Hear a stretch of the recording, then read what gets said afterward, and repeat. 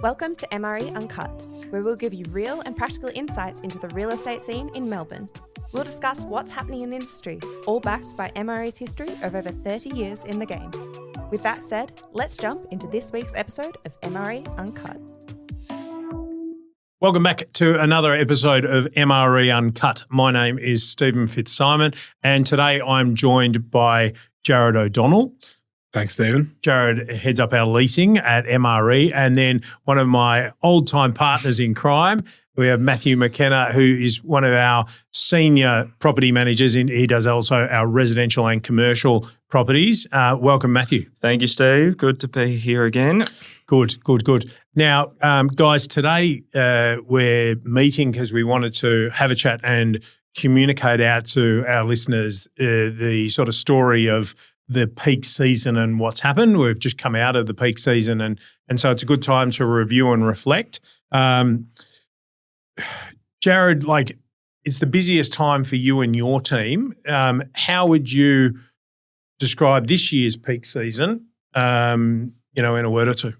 Well, we love peak season. We all know what peak season is. A whole lot more activity in our rental scene, a whole lot more people moving to the city, a lot more people moving just for the sake of moving because they can, where they can.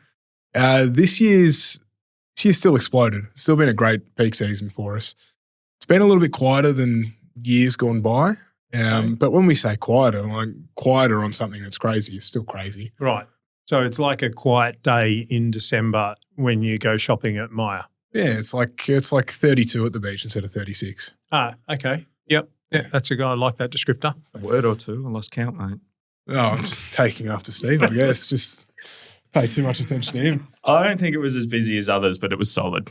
Yeah. Right. So another solid year. And I've always talked about it as being a combination of factors because you've got longer days. So you've got more time to go and have a look at properties. You've got people moving to the city for universities. Relocating work, that sort of stuff. It's a good time to relocate. Yeah. And it's just convenient. Like if you're a younger person and you're chucking everything on the back of a trailer to move from one house to another, at least it's not going to be pouring rain. Yeah. And the furnished ones move quicker as well. That's the time for furnished properties for any owners that do have those. Yeah.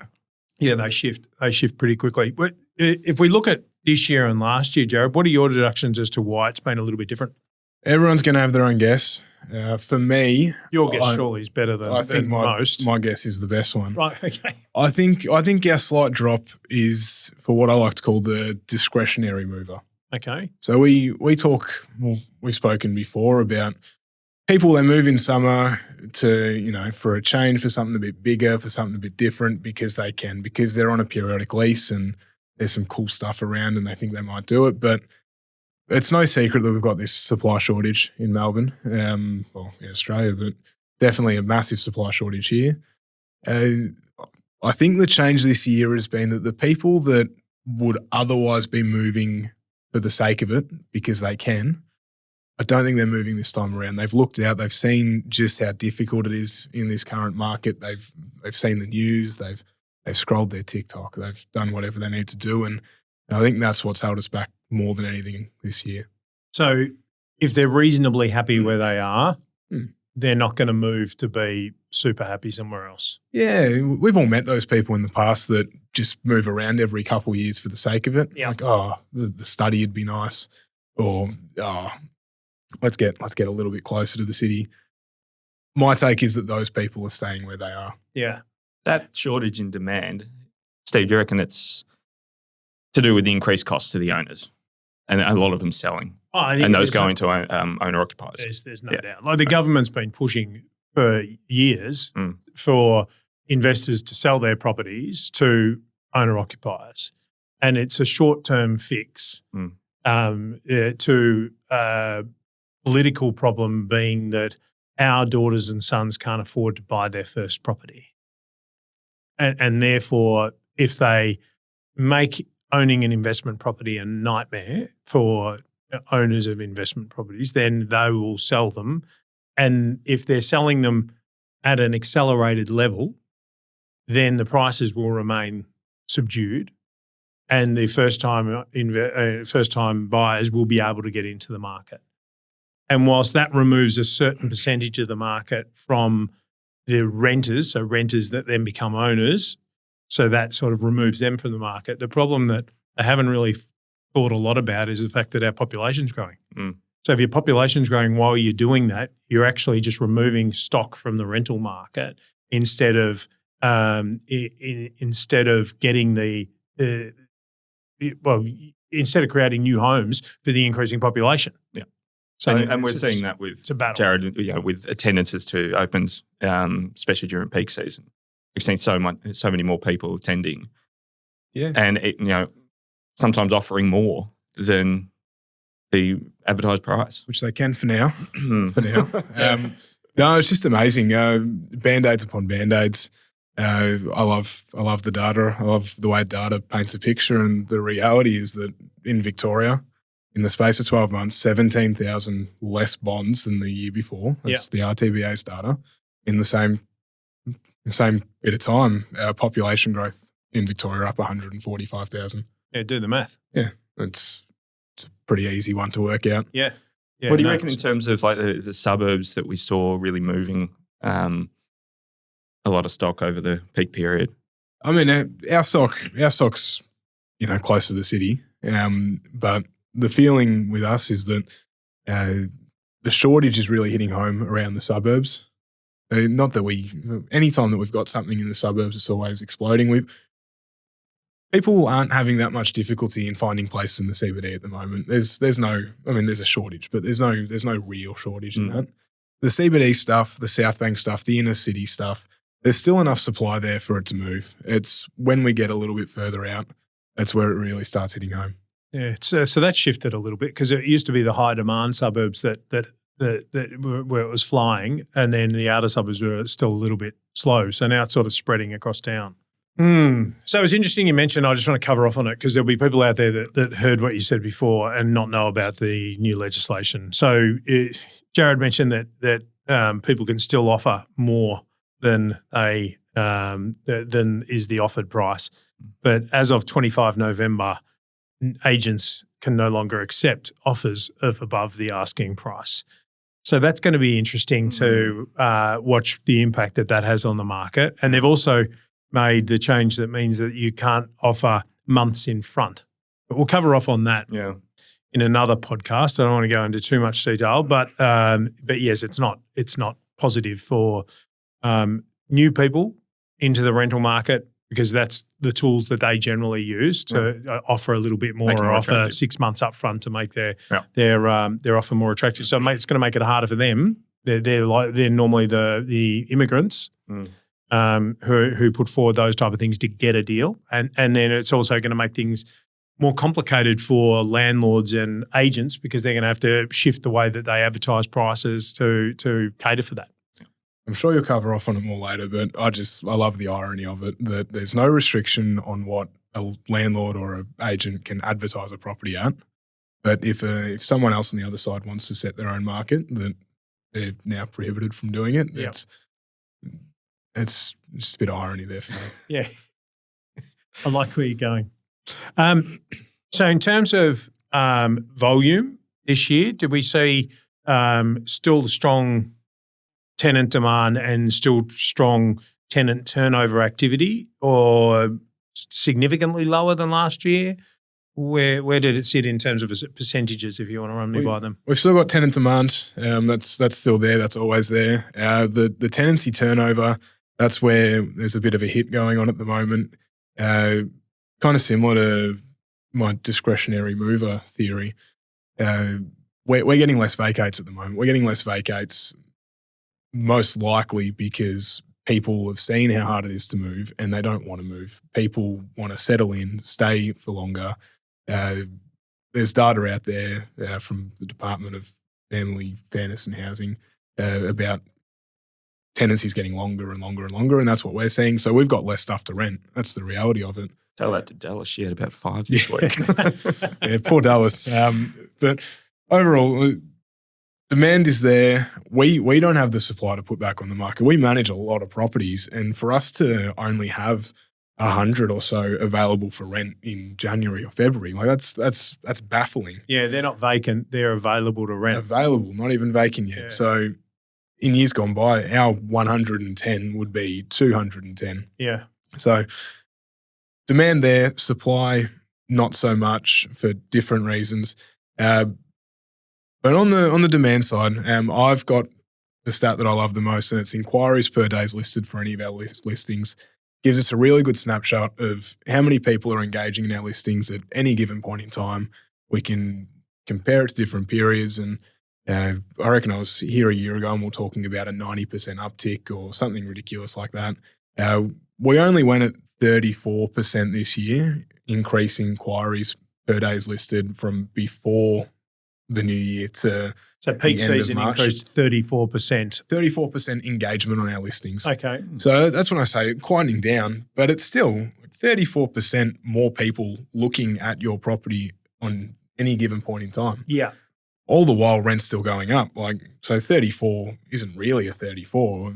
If you factor in the rents are higher than what they were 3-4 months ago, it's a bit more than that. But it's still a significant uptick. It still means that the competition's there for people. It's making it harder for renters to find a place during this period, but much easier for landlords to rent them out.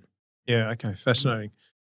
In terms of what you've seen in the market over this period, what's hot and what's not? Are we talking, furnished into Melbourne? Are we talking 2-bedders in Richmond? Are we talking 3-bed houses in Preston? What are you seeing? Where's the real demand? Oh, Richmond, South Yarra, Prahran, all the time. That sort of gear just goes. Yeah. Furnished, I don't think we saw a lot of furnished. I certainly didn't experience that, and I had a couple of furnished ones for lease, and they didn't go that quick. Usually they do over peak season, but anything else we had just flew. No problems. Most of the time they would get vacant. So it's interesting you said about the furnished. Do you think that that's a little bit of this Airbnb? Yep, absolutely. We saw it ourselves with our BDMs. They had a nice little spree of listing all of these properties that were previously Airbnbs, but they moved away from that given their short stay tax. Again, supply and demand. People in the news, I don't talk about it enough because it's all it is. Rents for furnished places, they stayed all right this year because there was an increase in supply. Yeah. Okay. So they didn't jump that much. It's amazing how that works. Yeah. So essentially what you're referring to is the 7.5% levy that the government's put on Airbnbs. So if they used to be rented at $100 a night, now they're $107.50 a night, that came into effect in January this year. Yep.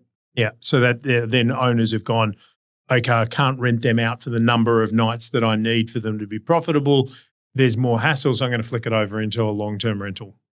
Yeah, or maybe even people taking a step further than that and just anticipating the sentiment and thinking, well, geez, they're doing 7.5% this time around. What are they going to do next year and the year after that and the year after that? And maybe they've seen our advertising and given us a call. And Matty, how did the landlords respond to this market this year? Did they have a different reaction, or were they listening to the education, or were they sort of used to the ridiculous periods? Because it's slightly chilled this year compared to the last few.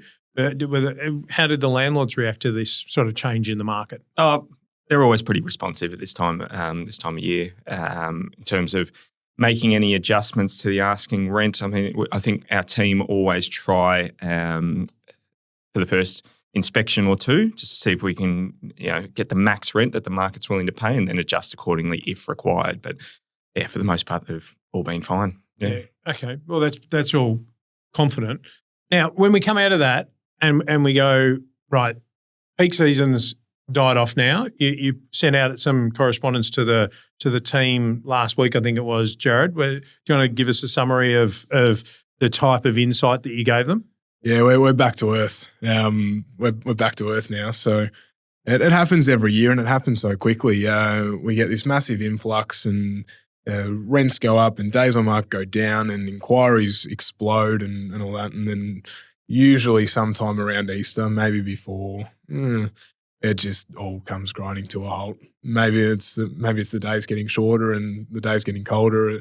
semester one started everywhere already, any of your international students are settled, it just shifts the market, and it happens with like a snap of your fingers. So much easier now as opposed to 2 or 3 weeks ago for someone looking for a property in Melbourne. Yeah, so that's interesting, isn't it? So like if you've got a son or a daughter who is looking for a rental property or has been complaining about the leak in their rental property or the security or whatever it might be, if they were having difficulty in January and February and they gave up looking, now is a good time for them to start that look again, because if I'm wrong, stock is increasing and availability or demand for that stock is sort of like not as strong as it was a little while back. Yeah, if you can pick and choose, if you can pick and choose looking for rental, don't look January, February, March. Right. So yeah, if you got your friend or your daughter and they want to find a place, they'll have places. There'll be rentals out there. There'll be a lot of them that are already vacant, where you've got a landlord that's just absolutely itching to get someone in, and the market's just not there for them the way it was a month or 2 ago. So yeah, go for it. Yeah, it slows now leading into June. I've always found there's an uptick in July, city properties mainly, because you get another influx of students. Second semester students. Yeah. So calms down, little jump in July. Yeah. And then the rest of the year. Picks up a bit in spring, I've always found. Gets a bit warmer, that sort of thing. People start looking again, but then maybe they get sick of the cold place over winter. Exactly. Yeah. The heating that doesn't work. The heating that's insufficient or is not a 2-star energy efficient. Indeed. Listen to our other podcast to discuss that in further detail. Matty, thanks for coming in today. Good to see you again. Appreciate the insight that you've given the listeners. Jarrod, always good to see you. Thank you again. Cheers, Steve. Thanks again for listening in to another episode of MRE Uncut. My name's Stephen Fitzsimon. See you later.